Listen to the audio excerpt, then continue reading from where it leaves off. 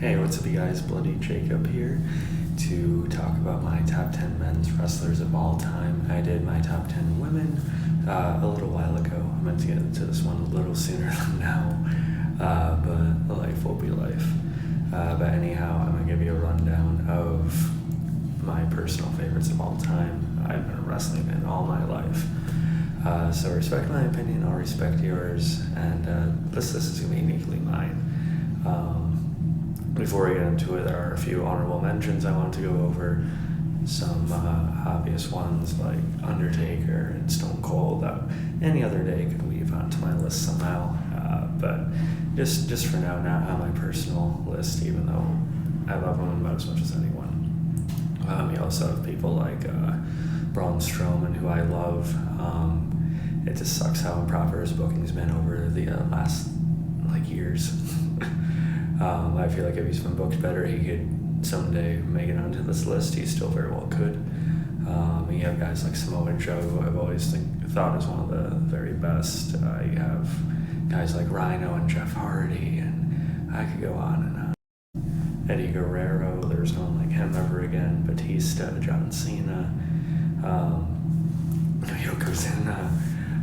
But yeah, now let's actually get into the top 10. I'm going to try to make this a little more efficient than my women's one was, even though I don't think I did too bad, but let's give it a whirl. And right off the bat, I'm going to talk about what's a tie, so I'm going to cheat a little bit right away. Tied for number 10 first is Vader. Vader is someone who I wish I would have given more credit to years ago. He unfortunately passed away a good few years ago as well. But in my opinion, he's one of the best big men we've ever seen. Ultimate powerhouse, the whole monster persona, but fairly athletic too. And what he's probably most remembered for is not only his powerbomb, but how good of a moonsault he can do. Kind of got screwed over about the time he got to WWE, but had a really nice WCW career, as well as New Japan and stuff like that. Just had the greatest look to it, forward to. And I had mentioned Vader. And my other number 10 is Mark Henry. Mark Henry is someone I've been a big fan of my whole life. A real believability on the mic that people finally got to see with his fake retirement years ago. The definition of powerhouse, obviously, with having some legitimate records at one point. It was nice I actually got a world title. I got a cameo from him at one point. He's always seemed to be a really nice, down-to-earth dude. And his Hall of Pain run, I think, is one of the best monster heel runs in the industry. And coming in at number 9 is Sting, who's basically went through different eras and being on the top of them all. From the 80s to all the way into the 2010s, into the 2020s, honestly, with his last, sprint through AEW, which is actually a really nice send-off. I also think his best work was in TNA. And that says a lot for how iconic his WCW run was. It's really unfortunate what happened with his stint in WWE, but we won't talk too much about that right now. It was funny to bring that up to him when I met him. As I told him, he's legitimately one of the best I've ever seen in the ring. And if someone told me he's the best to ever do it, I can't really disagree. Mic skills, persona, presence, everything like that. So number 9 is Sting. I could probably bump up a few more on another day. That's the nature of the game. Speaking of legitimately one of the other best to ever do it, as I'm going to say about most of these, Triple H, not only did he have an iconic career of his own, but what he's now doing for people within the industry, the way people talk about him and how he runs things, both for men and women, it's something to really, tip your hat to after, everything that Vince did. But in my opinion, he could be one of the best heels in the damn business. He's one of the best ever on the mic in terms of believability. But yeah, he could simultaneously be one of the best heels in terms of one of the most badass face on the roster too. But yeah, a real cornerstone of what got me into wrestling. And now we have Kurt Angle at number 7, and legitimately, I think he's the best ever in the ring in terms of submission and technical ability. Not only that, he's one of the most well-rounded superstars I've ever seen. I think that there's ever been. It's been talked about numerous times how quickly he adapted from being a genuine, Olympic gold medalist to being a true showman and entertainer, and that blend of being a professional wrestler. Really funny, was not afraid to make himself look like an idiot for people's entertainment, but at the same time, his whole wrestling machine transition, I've never seen anything like it. I don't think there'll ever be anything like it again.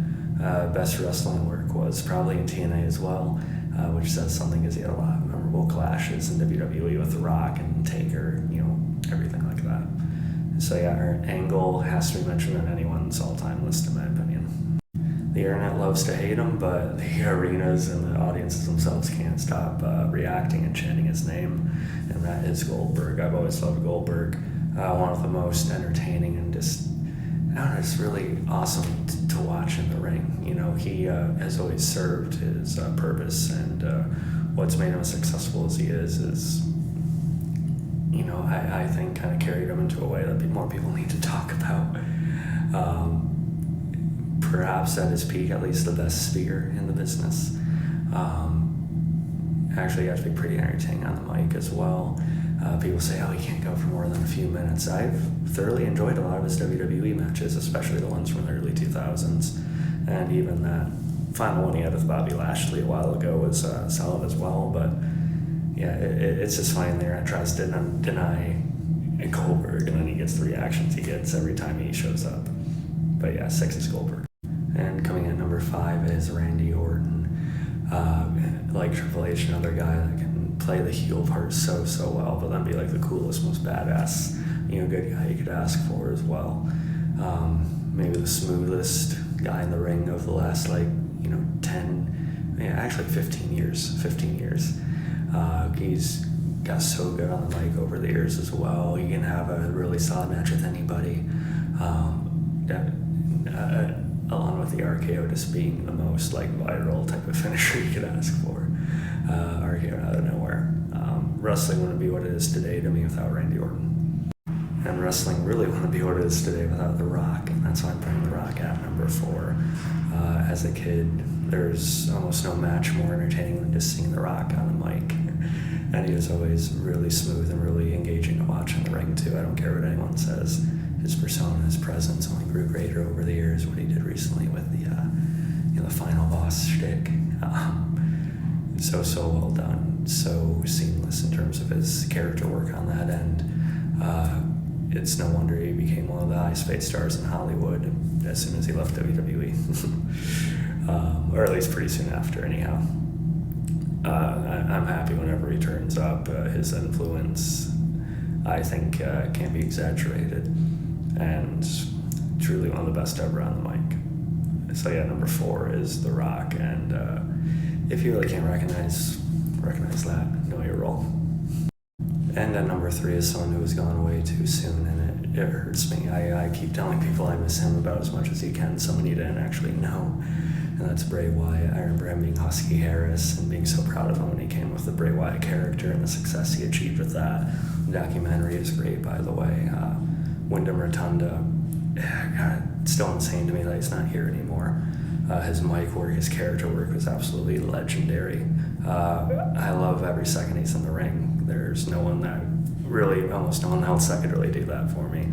Just think a little move he'd always put effort and thought into and really make it seem like something. Truly a unique, awesome person.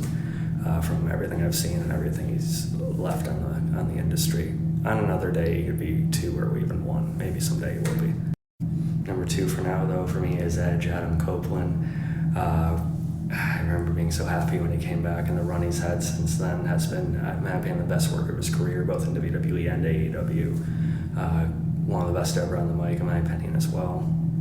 And just a guy I want to follow until he's just ready to be done. And that's up to him. And who truly made wrestling for me as a kid and put me on notice was Kane. Of course, loving horror, I really gravitated to him. I met Glenn Jacobs.